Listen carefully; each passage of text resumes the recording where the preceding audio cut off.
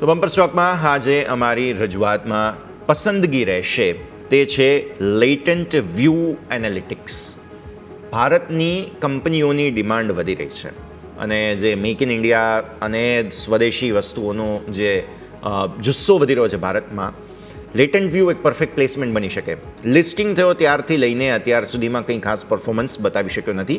તમે monthly chart જુઓ છો, જેમાં એક બેઝ આપણે બનાવ્યો, જે પાછલા મહિનાનો લો છે ને નીચે, તે તમારો સ્ટોપ લોસ રહેશે, જે હું આગળ તમને બતાવીશ. પણ મને એવું લાગે છે કે અહીંયાથી સરસ પરફોર્મન્સ બતાવવાની તૈયારીઓ શરૂ થઈ શકે છે. લેટન્ટ વ્યૂ એનાલિટિક્સ, સ્વદેશી કંપનીઓની ડિમાન્ડ વધશે, જેમાં લેટન્ટ વ્યૂને ફાયદો થશે.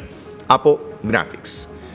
લગભગ date free company, almost date free company છે અને આવા સમયે જ્યારે માર્કેટમાં ક્લેરિટી ના હોય કદાચ, ત્યારે ડેટ ફ્રી કંપનીઓમાં રોકાણ કરવું હિતાવહ છે. એટલા માટે બીજું, પરિણામ સતત સુધરી રહ્યા છે. પાછલા 3-4 પરિણામો જુઓ ને તો પરફોર્મન્સ એકંદરે સારું રહ્યું છે અને લેટન્ટ વ્યૂ માટે આ ત્રિમાસિક પણ કેવું રહે છે તેના પર નજર રહેશે. તો મને એવું લાગે છે કે લેટન્ટ વ્યૂ અહીંયાથી બહુ સરસ મજબૂતી બતાવી શકે તેમ છે.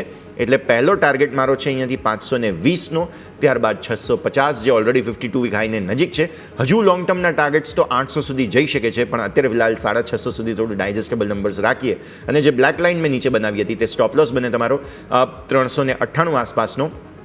તો 420-430 આસપાસ તમે ઘટાડામાં એકાદ વખત ખરીદદારી કરો તો તમને લોંગ ટર્મના હિસાબે 520 અને 650ના બે સરસ લેવલ્સ આવતા જોવા જલ્દી જ મળી શકે તેમ છે.